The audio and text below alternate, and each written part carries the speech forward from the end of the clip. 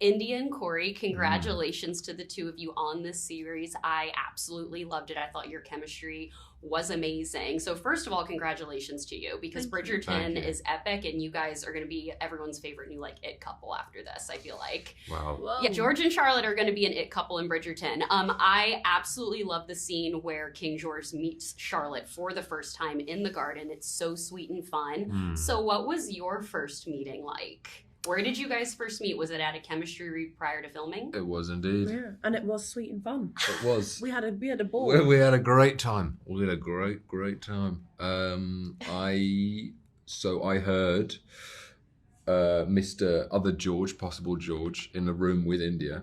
Wow. And then out walks this like 6'4" behemoth of a beauty. I'm 5'6". No, the other guy. Right. Yeah. Okay. Sorry about her. It's early. And so he's just chiseled jawline, pearly blue eyes. I thought the job's over. And so then I tried to immediately get some chemistry with India. I thought that was my only way forward. And just made a fool out of myself. And then we got in the room and it was okay. Yeah. It was all right. It was good. Time. Yeah. It was intense. I think we both didn't know where we were in the process. Yeah. Oh, right. Corey had thought that I had already been given the role, and I thought vice versa. I thought he was like shoo-in, and Okay. so it was kind of a touch and go situation, but we ended up here, so I think it's gone all right. Oh, it's definitely gone all right.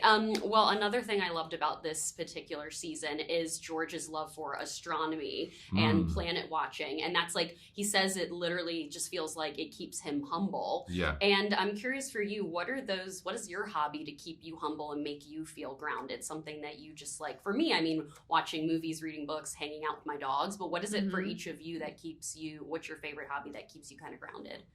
What's yours? I'm an avid reader. You I are? love reading fictitious books. Anything to get me out of this. Yeah. In like the best way possible. You just need to like escape into something. And also like long hikes, long walks, and actually properly like grounding your feet into nature and being outside and having some fresh air. And I think those two things in combination as well, if you're reading a book outside, it's the best. Amazing. It's the best. I would say 8 consecutive hours of Instagram scrolling. Wow. No, I think probably football. Okay. Soccer. Football. Yeah. Football, I would say football is your mind. My mind anyway does not do anything else for like 90 minutes. What's your team? Liverpool. Okay. Liverpool. Yeah, not so great this year. Not so great, but we won't talk about that. It's okay. Okay. Yeah. Football. Well, India, last question for you. I know that I was curious how much you really watched Golda. I'm sure you've gotten this question a lot, but you like fully just embodied young Queen Charlotte. And I know it's always hard as an actor when the role has already been played. So I'm curious if there's any particular conversations you had with Golda prior to filming as well. Yeah, just more about her kind of giving me leeway to make the character my own. Rather than me having to try and emulate in any of her performance. They wanted a very like new, fresh, young take on Queen Charlotte in obviously a younger version period time. But yeah, Golda was there if I needed any help, and she's been really kind towards us, and kind of helping us find our way in this crazy Bridgerton experience. But yeah, she's fantastic, and I feel very privileged to kind of play the younger version of her. Yeah, well, they are wrapping me again. Congratulations to the two of you. And I'm hoping that bath scene wasn't too cold for you guys. It was surprisingly lukewarm. It was. Awesome. Yeah, it was lukewarm. Yeah. Because I felt for you, especially, India. I was like, I hope she's all right in this scene. I was like, I hope it's warm water. That's really kind. Yeah. I mean, he was almost completely naked. And I had a dress on. So and my back was shredded by the end of it. Shredded? So, no, not I was so hinged. I was so strong. Okay, right. It was like a padded bath. Yeah. Thank you both so much. Thank you. Shonda, this is an honor. You are an icon. I chatted with you virtually for season 2. I'm one of the biggest Bridgerton fans of all time. So this is just like my style in real life. I was like, I just love a floral dress, honestly. Yes. But congratulations to you on Queen Charlotte. This is like your baby. Like, I love that you wrote the storyline, like all of the episodes, and it's absolutely fantastic. So first of all, congratulations Congratulations to you. Thank you. I am also dying to get the Queen Charlotte book you co-wrote with Julia Quinn in my hands. Like, I know it comes out in a few days. I need that in my hands right now. The cover is gorgeous. I'm very excited about that book. Yeah, I pre-ordered it on Amazon. I can't wait to get it. So what was the process like collaborating with Julia for the novel? Because it's something that you hadn't done before for the series. It was also just an incredibly sort of meta thing to have the books that we made turned into a show, and then to have spin-off characters, characters spun off to turn into a show that was then turned into a book. Yeah. So it was this very interesting world. It was great. Julia is wonderful to work with. She's so much fun. I love her voice. I mean, that's what got me started on the whole idea of Bridgerton in the first place. Yeah. And we had a good time. I love that. I can't wait to read it. I absolutely loved, like I said, I love this series, and I particularly just love the production design. How often were you on set for this particular series? Never. You were never on set? Because, like, I'm surprised. No. So I went for table reads and went to London for table reads, but A, I'm a mom. Yeah. And B, I always feel like when I'm standing on set, I'm literally the only person not working. Like, everybody else has a job to do and an important one, and I'm just standing there watching. So I feel like that's not my job. Yeah, you're just like you want to stay home and do your work from there. What would happen if Meredith Grey, Olivia Pope, and Queen Charlotte all sat down for tea together? Would they get along? I think it'd be a diva off in a lot of ways. Those women are all very strong and know exactly who they are as characters. Yes. I'd love to see How to Go with Murder, Viola Davis's character thrown in there too. Yes. Yeah. I was like, do you think that they would all, like, would they be friends afterward? I think it's a meeting of queens, and I think they'd be fine. I think that I would just love to see a whole, like, table talk with them. What other historical figure would you love to bring into a series like this? Or maybe not a historical figure of a historical era that you would love to see on screen? I really love the Victorian era. Oh. And I'm very, very big on the American West, like that period of time when people were sort of making the move. I love that. Is there a particular historical figure you think, or another one? Victorian times, Queen Victoria. Yes, obviously. yeah. But and she does have a little cameo in the show. Yeah. And verbally, I suppose. And the American West, I don't have a particular person. I know there's so many interesting people and so many interesting stories to be told, but that era fascinates me. Yeah.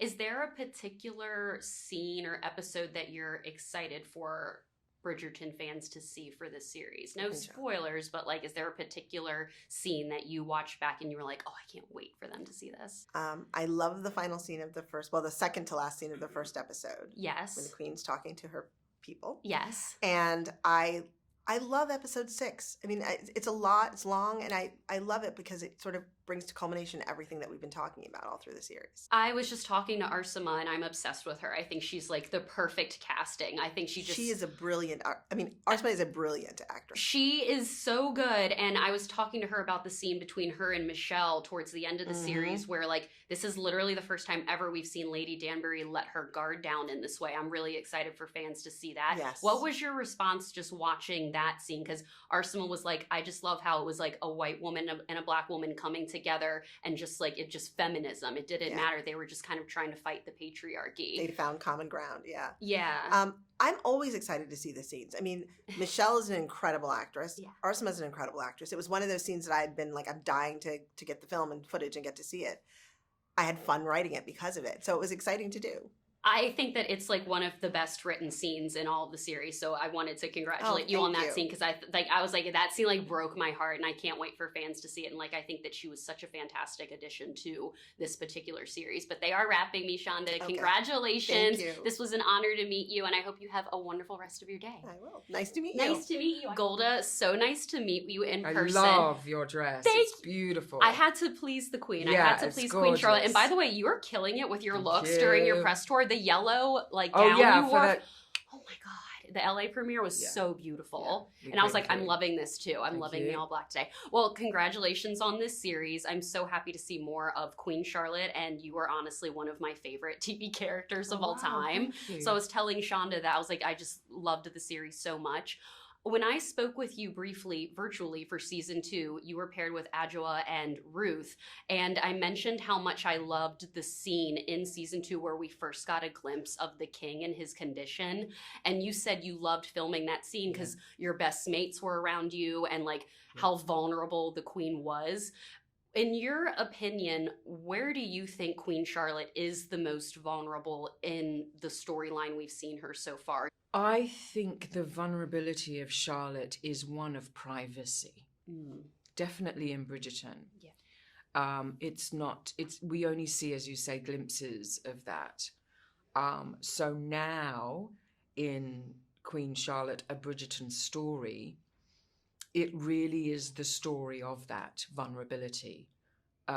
It's the story of her humanity, her as a mother, her as a, newly married wife, struggling, dealing, conquering the situation that she has been thrown into. But I think conquering and dealing with that through the love that she has for the king, and that deep love that they have for each other. That's the root of all evil in this season. Do you know what I mean? Yeah. Is the love and dedication that she has for George.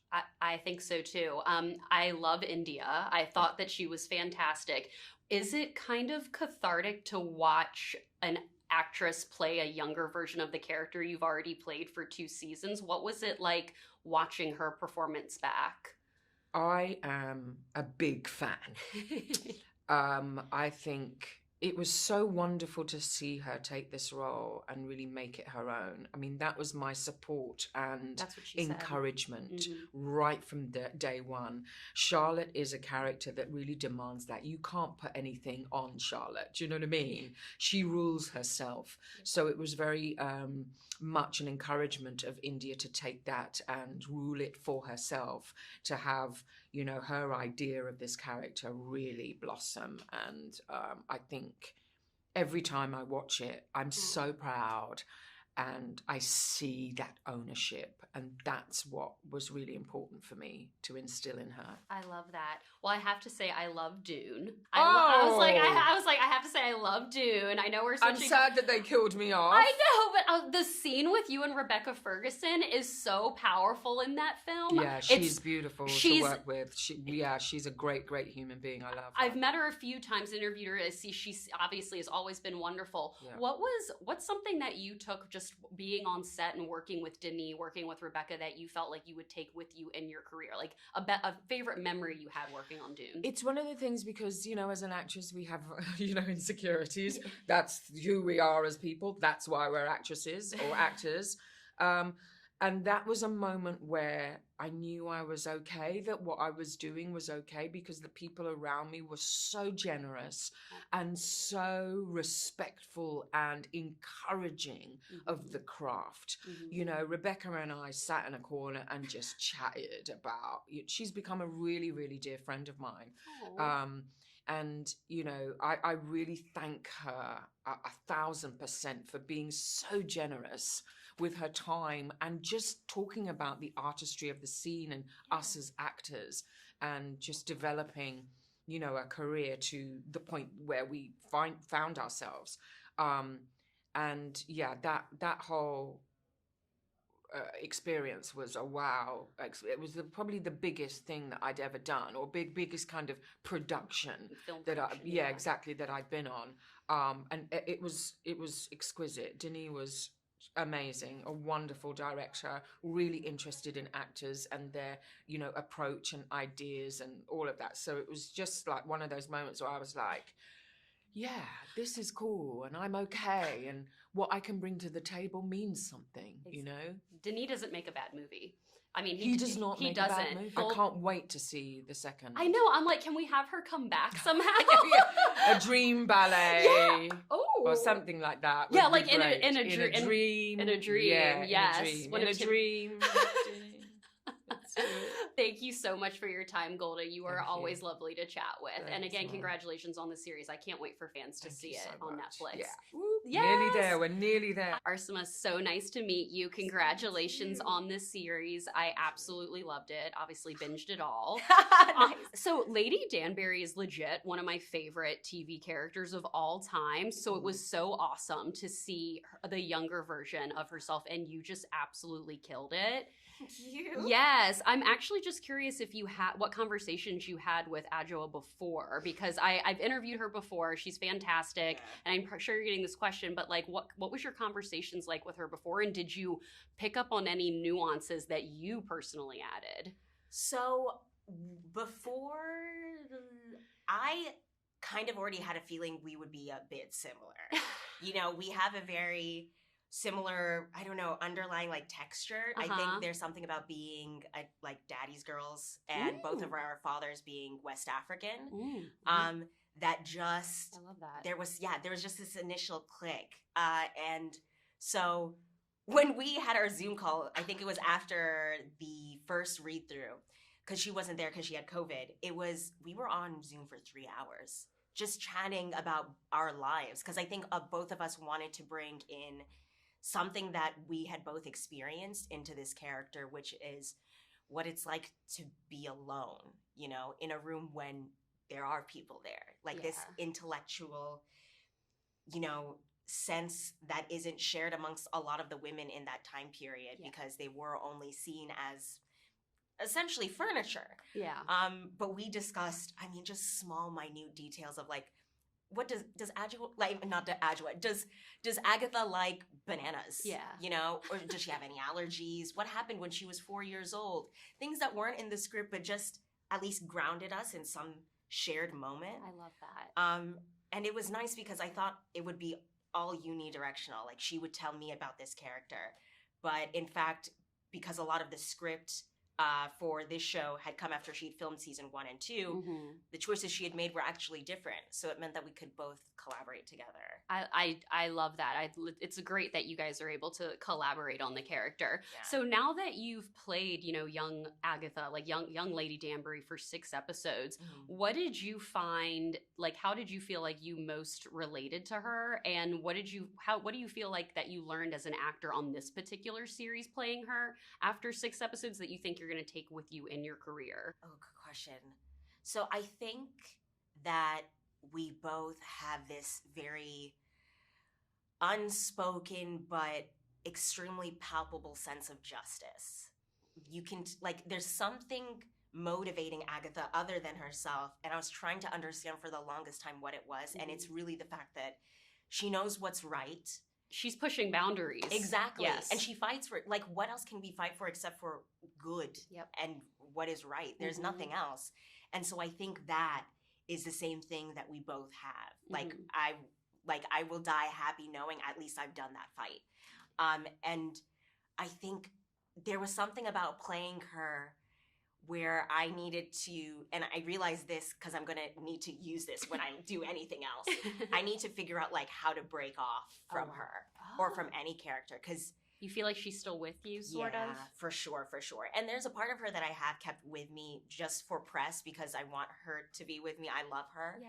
But I need to know, because like I remember going off set being like, still Agatha, and like waking up and still Agatha. I'm like, I need to figure out a ritual. Yes. So I can just, and come back to Arsema and really figure out who she is. So that it doesn't get all murky. Yes, Last question for you. I love the scene between you and Michelle towards the end of the series. I don't want to get into too many spoilers, but we've never seen Lady Danbury in this capacity at all, period. Throughout the entire series. And you like broke my heart in that particular episode. What was it like filming that scene with Michelle? Because she does let her guard down. I mean, I think it was so needed. Yes. I think these women, they both have such strong fronts, both of them in every capacity. You never see them just relax. And so there was a beautiful moment, I think, where you see, it's that moment where feminism like crosses race, I think is such an extremely powerful moment to show that like, yes, one is Black and one is white, but we're both women in a patriarchal society. Yeah. How much stronger we would be if we fought together. And I think it was so just like freeing to do that scene with her, but also to just have this moment of like emotional release for this character. Mm-hmm. I mean, the crazy thing is I was having a really good day and I was like, you want me to cry? God damn it. And so it was hard to like get into that place, but I mean, Michelle is one of the most giving scene partners ever. Yes. Director Tom, amazing. And so it made it just one of those moments that I'll always probably remember for the rest of my career. Oh my God, I love that. Yeah. Well, I cannot wait for fans to see your performance Thank as young lady Agatha Danbury. You absolutely killed it, and you are just so sweet. I cannot wait for your Thank career to you. blow up. Thank you so much. Thank you for everything.